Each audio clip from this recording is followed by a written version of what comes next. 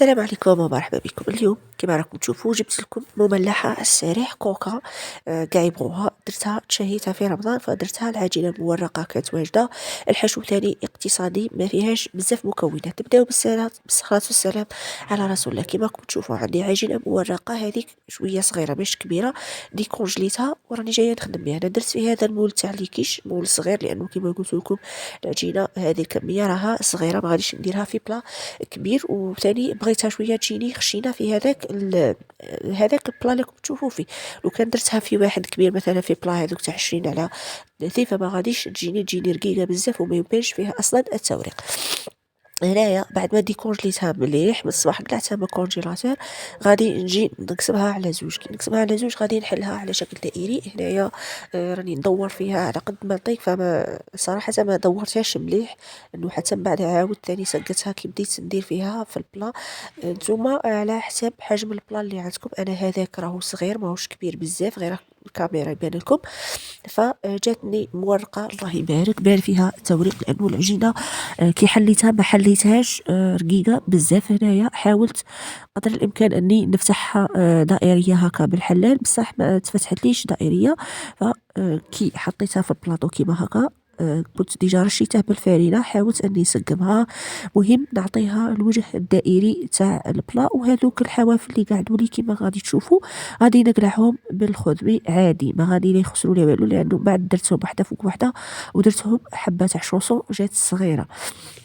فانتوما من الدقيقه الاولى يعني ديروها على حجم البلا اللي عندكم، يعني يا مدوره يا مستطيل يا مربع، المهم جيبوها على حساب الحجم تاع البلا. هنايا كيما راكم تشوفوا راني نقلع في هذوك الحواف الزياده، ما غاديش نخليهم زياده ثم، انه من غاديش كيما نقولوا نعاود نطلعهم ولا اللي نغلق بهم هكا مباشره.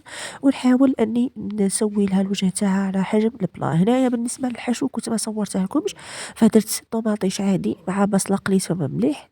الحشو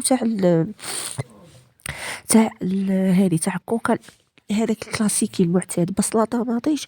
وانا كان شويه عندي اللحم قاعد لي من الحشوه تاع البوراك فزدتها عليها. نتوما الا ما كانش عندكم اللحم فديروا غير طماطيش والبصل وتجي حلوه. خلوا غير هذاك البصل حتى يطيب مليح، عاودوا ديروا عليه طماطيش تاع الحبه ثاني قلوها مليح. زيدوا شويه تاع ملح حروف، زيدوا اللي كانت عندكم زيدوها مقليشات اللي بغيتو زعما تزيدوا مثلا طوم ولا لحم ولا، مهم اللي كانت عندكم ديروها. الفرماج انا كنت درت هذا المبشور هذا تاع النابولي، وزدت شويه تاع موتزاريلا. بصح في الحقيقه ما بانوش كاع، ما بان لا موتزاريلا لا نابولي لا والو.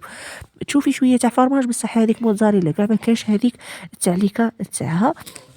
ونعاود نسوي هذاك الحشو كاع. مهم انكم ما تخلوش خلوا شويه بين الحشو والعجينه. هنايا راح لي المقطع كي حليت العجينه الزوجه، المهم حليتها بنفس الحجم وغلقتها كيما نزير عليها غير بيدي، ما استعمل لا فرشيطه لا والو، غير كيما هكا بيدي. كيما قلت لكم خلوا شويه بين العجينه والحشو باش تغلقوا العجينه في خوتها. ونجيب الموس هنايا ونطراسي برك، ما نقطعش حتى الطرف، لانه لو قطعتوا العجينه المورقه حتى للطرف قبل ما تطيب غادي كي تولي طيب لكم وتتورق الوجه الفوقاني تاع العجينه المورقه غادي يصغر على الوجه الفوقاني فطراسو.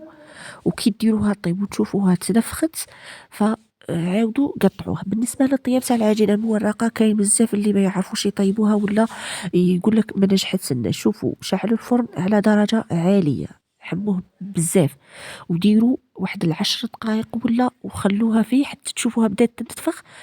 عاودوا قصوها كيما هكا ونقصوا عليها النار وخلوها طيب حتى نص ساعه ولا حتى 40 دقيقه.